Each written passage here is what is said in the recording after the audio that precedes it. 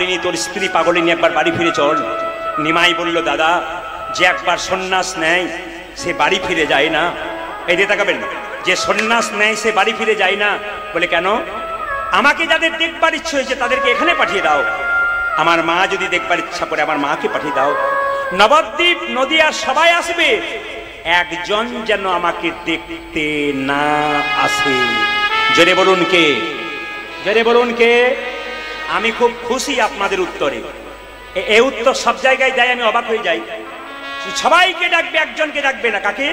বিষ্ণুপ্রিয়া। নেতাই এসে বলছে, সচিমা তোমার নিমাই এসেছে। সচিমা তোমার নিমাই এসেছে। তোমার নিমাই এসেছে।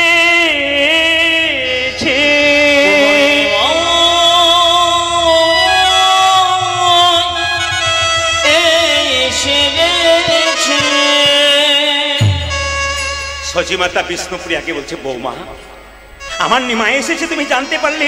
এ সেজে নাও, সেজে নাও, দেখতে যাবো যে। বিষ্ণুপ্রিয়া তাড়াতাড়ি কাপড়টা পরে মাথায় কাপড় নিয়ে যখন বেরোতে যাচ্ছে, নিত্যানন্দ বলল, দাঁড়াও, নিমাই সবাইকে ডেকেছে, তোমায় ডাকে না। বিষ্ণুপ্রিয়া আছাড় খেয়ে পড়ল। বিষ্ণুপ্রিয়া মনে মনে ভাবলো, নাই বা ডাকলো, কিন্তু তুমি আমায় ডাকো না, তবু কিন্তু তোমাকে আমার কাছে আসতে হবে।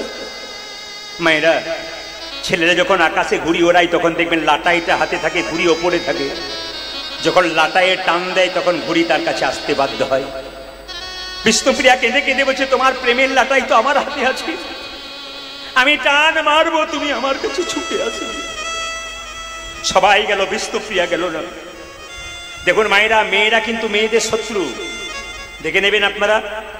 মেয়েরা মেয়েদের শত্রু। ওই জন্য আমি বারবার প্রত্যেকটা কীর্তনে মহাজনের কথা বলি, কি মনের মধ্যে কোনো দুঃখ থাকলে কাউকে বলবেন না, পাড়ার প্রতিবেশীকে কাউকে বলবেন না, দু জায়গায় বলবেন, একটি গুরুচরণে, একটি গোবিন্দ চরণে। গুরু বাবার মতো, গোবিন্দ বাবার মতো তার কাছে বলবেন, সমস্যার সমাধান হয়ে যাবে।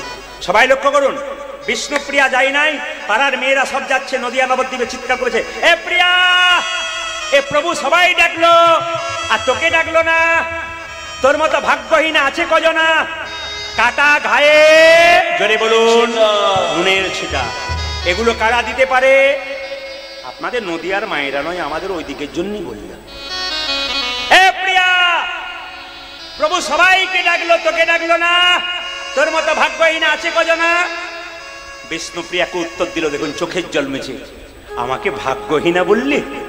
তবে শোনো, আমার মতো ভাগ্যবতী আছে কজনা? বলে কেন? যাকে দেখবার জন্য হাজার হাজার মানুষ চলে যায়, সে যদি আমার হয় তবে আমার মতো ভাগ্যবতী আর কজন? যাকে দেখবার জন্য যদি হাজার হাজার মানুষ চলে যায়, হাজার হাজার মানুষ চলে যায়, সে যদি আমার হয় তবে আমার মতো ভাগ্যবতী কজন হয়? তুই যাবি না? না। বলে কেন? ভক্ত যদি ভগবানকে ডাকে, ভগবান ভক্তের কাছে আসে, ভক্ত ভগবানের কাছে, ভগবান ভক্তের কাছে আসে, ভক্ত ভগবানের কাছে যায় না। বলে কোথায় প্রমাণ? অহল্যা পাষাণ হয়েছিল, রামকে ডেকেছিল, রাম অহল্যার কাছে গিয়েছিল, অহল্যা তো রামের কাছে যায়। চৈতন্য চরিতগ্রন্থ আবার রেফারেন্স দিচ্ছি। মহাপ্রভু সন্ন্যাসের পরে সবাই জানেন কোনদিন বিষ্ণুপ্রিয়ার কাছে আসে নাই, কিন্তু পরিষ্কার জেনে নিন, চৈতন্য চরিতগ্রন্থ বলছে যে মহাপ্রভু বিষ্ণুপ্রিয়ার কাছে একদিন রাত্রি 12টার সময় এসেছিল। কটার সময় বললাম? জোরে বলুন। রাত্রি 12টার সময়। সবাই তাকাবেন মন দিয়ে। রাত্রি 12টা বাজছে, নিমাই বিষ্ণুপ্রিয়ার দরজায় এলো। প্রিয়া, প্রিয়া, এ প্রিয়া, প্রিয়া কে? আমি এসেছি। তুমি কে? আমি। বিষ্ণুপ্রিয়া ভেতর থেকে বলল, সবাই তো আমি হয়, তুমি কে? নিমাই পেছন থেকে বলল, আমি তোমার প্রাণনাথ এসেছি। বিষ্ণুপ্রিয়া দরজা খুলে দেয়। নিমাই বলল, প্রিয়া দরজা খুলবে না? না। দরজা খোলো। বহুদিন পরে স্বামী যদি স্ত্রীর কাছে আসে, একবার স্ত্রী কি স্বামীর দিকে তাকায় না? দরজা খোলো। বিষ্ণুপ্রিয়া বেরিয়ে এসে বলছে, এই দিয়ে তাকাবেন।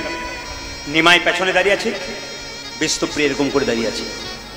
জিজ্ঞেস করছে, নিমাই, প্রিয়া কিছু বলছো? হ্যাঁ, আমার একটা জানার জিজ্ঞেস আছে। কি? যে তোমাকে ডাকে তাকে সারা জীবন কাঁদতে হয় কেন?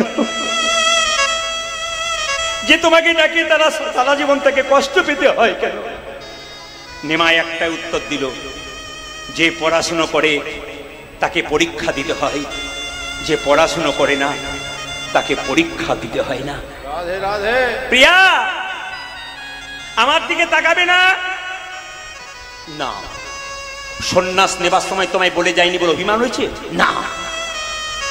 অদ্বৈতের বাড়িতে এলাম, সবাইকে ডাকলাম, তোমায় ডাকিনি বলে অভিমান হয়েছে? না। তবে তুমি তাকাবে না কেন?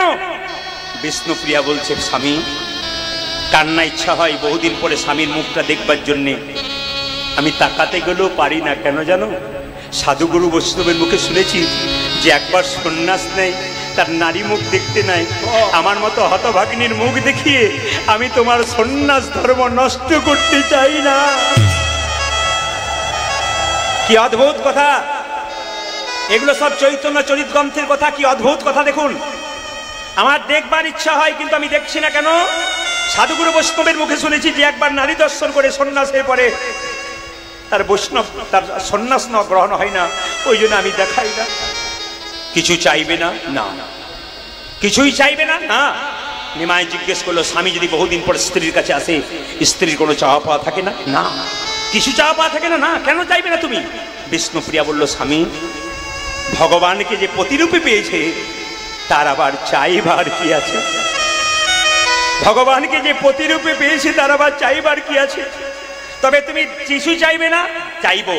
তোমার খড়ম যুগল যাও, নবদ্বীপে খড়ম যুগলকে বুকে করে কৃষ্ণের নাম করে করে আমি ওইখানে বিলীন হয়ে যাই। আসুন, আজকে আপনাদের আসর আমার খুব ভালো লেগেছে। আপনারা পরিপূর্ণ হয়ে বসে আছেন। মহাপ্রভু একটা কথা আপনারা শুনবো। মহাপ্রভু কথা, 10-5 সবে মিলে দাঁড়িতে বসিয়া কীর্তন করহ সবে হাতে তালি দিয়ে। চৈতন্য চরিতামৃতে পড়বেন, পরিষ্কার করে লেখা আছে মহাপ্রভু বাণী। কি? 10-5 সবে মিলে দাঁড়িতে বসিয়া কীর্তন করহ সবে হাতে তালি দিয়ে। আজকে সন্ধ্যাবেলায় যখন কীর্তন শুনছেন সবাই মিলে হাত তুলুন, হাতে তালি দিয়ে কীর্তন করুন একসঙ্গে। সবাই হাত উঠান, আমি গাইবো, তারপর তালি দেবেন একসঙ্গে। আমার ক্যামেরা এসেছে MK স্টুডিও, এ কিন্তু তুলছে। আপনারা দেখতে পাবেন 2-4 দিন পরে ইউটিউবের মাধ্যমে আপনারা কি সুন্দর হাত তুলছেন। যদি কেউ তুলছেন দেখতে পাবেন, আর যদি না তোলেন তাহলে বলবেন, দিদি আমি গেলাম তুললাম নগো, আমার উঠে নাই। এই জন্য বলতে না হয়, সবাই হাত তুলুন একসঙ্গে। হরি হরয়ে নম কৃষ্ণ কৃষ্ণ, একসঙ্গে যাদবায় নমঃ।